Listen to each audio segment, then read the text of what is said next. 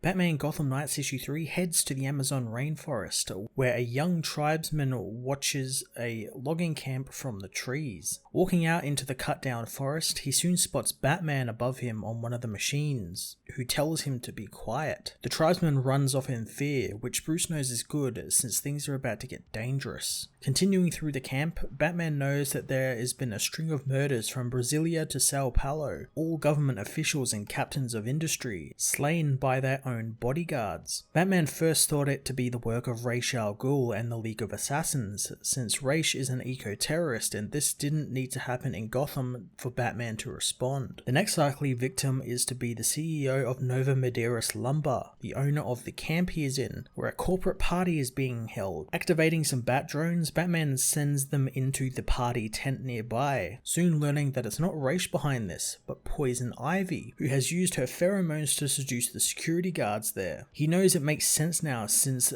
she has committed to waging a one-woman war on deforestation, taking down all of these high-value targets with their own bodyguards. Soon the CEO of the lumber company takes to the stage, talking about how all of their fortunes will be increased thanks to their new partnerships this logging camp will produce. Soon one of the bodyguards approaches him and Batman races into action, stopping the guard from shooting his boss. Angered her plan has failed, Poison Ivy unleashes terrible plant monsters on the partygoers, telling Batman this isn't any of his business, but for her it's personal. Batman says that murder is always personal as he deploys his military-grade herbicide, killing the plants and causing Pamela to flee outside. Batman gives chase, kicking Ivy down and telling her that she is going back to Arkham. Ivy refuses to go quietly, escaping across the barren land and over into the untouched jungle, drawing power from the plants there and telling Batman that there aren't better ways to deal with these people, and these trees are the only court that matters, and they will be her jury. Ivy attacks Batman with her tree armor, keeping the hero at bay as he learns what he thought were homicides were actually executions, as Ivy says the businessmen all had it coming. Ivy knocks Batman's special defoliant spray out of his hands, forcing the hero to head deeper into the jungle as Ivy says that no one has stopped any of these men as they tore up the sacred forests. Batman tries to explain that murder is never the option, but Ivy proclaims that she does not answer to the laws of men, only the laws of nature. She tells Batman that she has refused to play by the rules these men have bought and paid for as their fight spills into the tribe's village. The tribesman from before recognizes Batman, telling his family to stay back since he was with the loggers. Ivy is unhappy that Batman came to her world and took the wrong side in the fight, but Batman says that he isn't siding with the loggers, neither are these innocent villagers, so whatever she does, she needs to leave them out of it. Ivy doesn't listen, unleashing her vines on the tribesman's son. Batman knows that she is beyond reason now as he grabs the boy, throwing him clear of the vines as he gets tangled in them himself. Ivy tells Batman that he will never again get in her way, reassuring him that the villagers will be left alive, since someone needs to bury him. Suddenly Ivy is struck by poisonous darts from the tribesman, who says that Batman risked his life for his son and Ivy cannot have him. Ivy thinks that it's cute that they think frog toxin would work on her, but suddenly she feels very drowsy. She says that's the beauty of this place, since there's always something new to discover in the jungle. Angered by what the tribesmen have done, she tells them that they picked the wrong side, grabbing them with her vines. Batman meanwhile knows Ivy is now more plant than human these days, but hopes her brain functions aren't completely gone as he fires a knockout pod at her. The pod hits her in the forehead, sending out an electromagnetic pulse that resets her brain,